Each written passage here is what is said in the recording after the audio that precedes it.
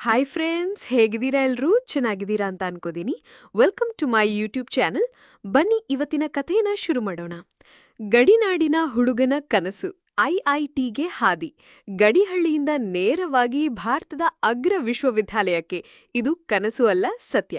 ಚಿಕ್ಕದು, ಬೆಟ್ಟಗಟ್ಟೆಗಳಿಂದ ಕೂಡಿದ ಗಡಿಹಳ್ಳಿ ಹುಲಿಕೇರಿ. ಇಲ್ಲಿ ಜನ ಜೀವಿಸ್ತಿದ್ರು ಮಳೆಯ, ಹೊಲದ, ಗಾಳಿಯೊಡನೆ. ಈ ಹಳ್ಳಿಯಲ್ಲಿ ಹುಟ್ಟಿದವನು ಗಣೇಶ್. ತಂದೆ ಬೆಳೆಗಾರ, ತಾಯಿ ಕೂಲಿ ಕೆಲಸಗಾರ್ತಿ. ವಿದ್ಯುತ್ ಇಲ್ಲದ ಮನೆ, ಪ್ಲಾಸ್ಟಿಕ್ ಕವರ್ನ ಮೆತ್ತಿನಲ್ಲಿ ಇಳಿದ ಕನಸು. ಗಣೇಶ್ ಗೌರ್ಮೆಂಟ್ ಕನ್ನಡ ಮೀಡಿಯಂ ಸ್ಕೂಲ್ನಲ್ಲಿ ಓದ್ತಿದ್ದ.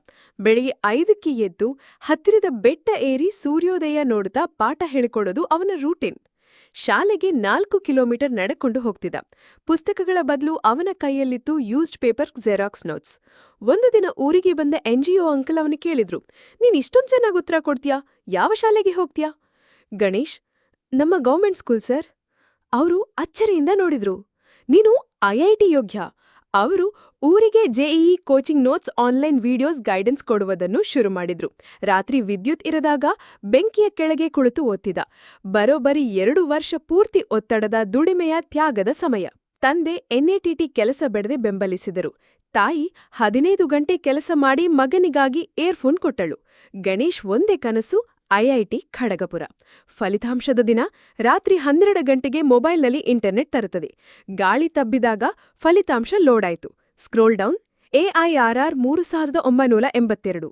ಆಘಾತ, ಖುಷಿ, ಅಳತೆ. ತಾಯಿ ಕೈ ಹಿಡಿದು ಅಳೆದಳು. ತಂದೆ ಮೌನವಾಗಿದ್ದು ತಡವಾಗಿ ಕಣ್ಣೀರಿನಿಂದ ನಡುಗಿದರು. IITಗೆ ಹೋದಾಗ ಮೊದಲ ಬಾರಿಗೆ ಫ್ಲೈಟ್, AC ರೂಮ್, ಲ್ಯಾಪ್ಟಾಪ್. ಆದ್ರೆ ಅವರು ಮರೆಯಲಿಲ್ಲ ತಮ್ಮ ಹಳ್ಳಿ, ತಮ್ಮ ಗಡಿಯವರ ಬೆಂಬಲ.